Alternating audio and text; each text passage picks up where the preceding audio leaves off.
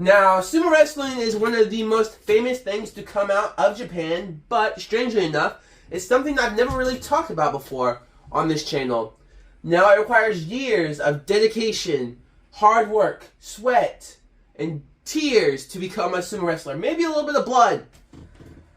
But, luckily, the sumo wrestler diet is available online, so my goal today is to eat like a sumo wrestler.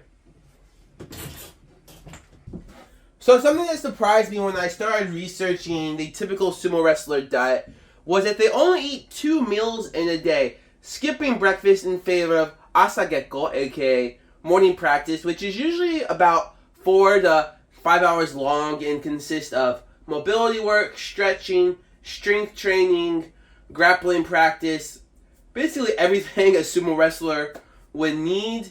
And I guess you really don't want food weighing you down during this time or during the wrestling practice. You don't want to worry about it coming back up because that would be a gross situation, to say the least.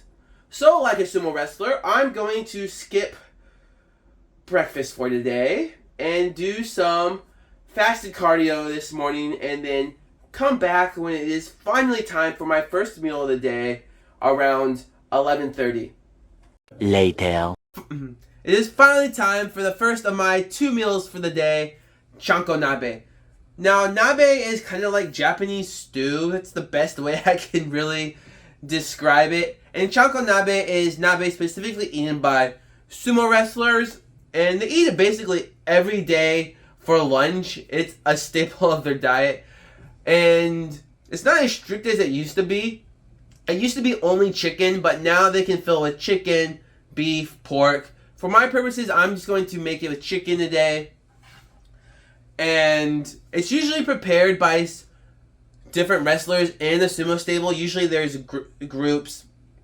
And so this group will make the nabe one day, this other group will make it the next day, and they kind of go into rotation. And so yeah, I'm honestly very hungry and looking forward to making this. So I'm going to get started with the broth.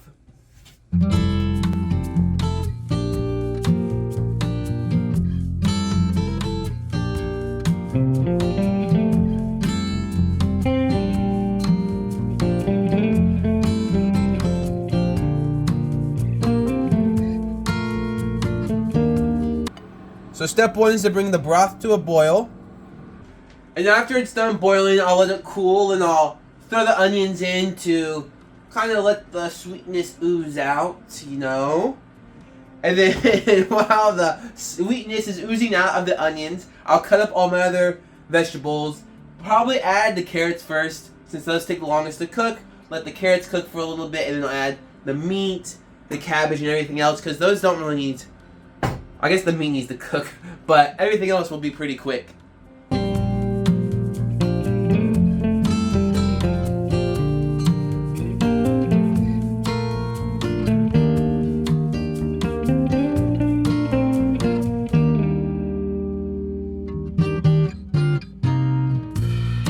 So here is my finished Chanko Nabe, and this is a lot of food, but I'm very hungry because I haven't eaten anything yet today.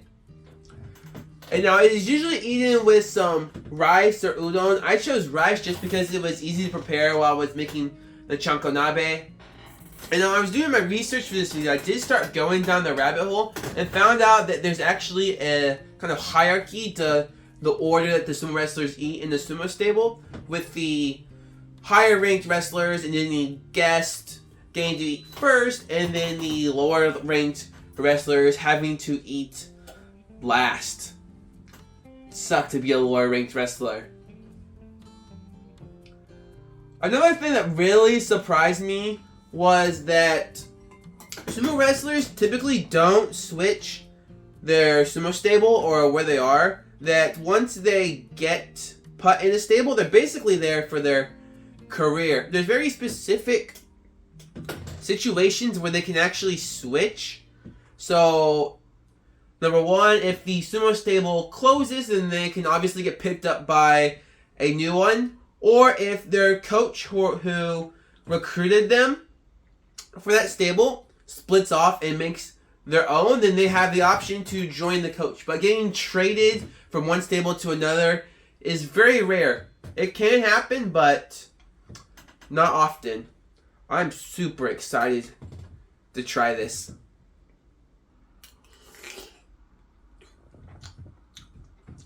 Man, that's good.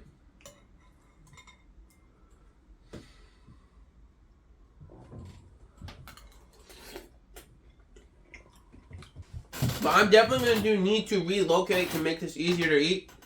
I'm curious to see how much this I can actually eat, so I'll check back in after I finish eating.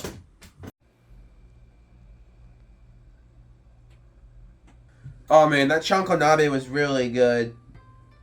So, before I start eating, I forgot to count the macros, which I did while I was eating. And this had about 1,500 calories with 108 grams of protein, 58 grams of fat, and 128 grams of carbs, including the rice. So yeah, for the average person, this is almost your entire... This is almost an entire day's worth of food for the average person. Wow. So now I'm done eating. So after eating, usually sumo wrestlers will take a nap to slow down their metabolism. Which I struggle to take naps during the day, so I'll try, but I can't say that I'm actually going to fall asleep.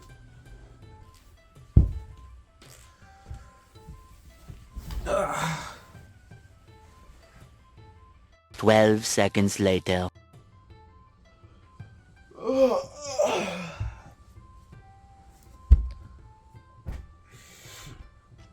Alright, it's time for my second and last meal of the day.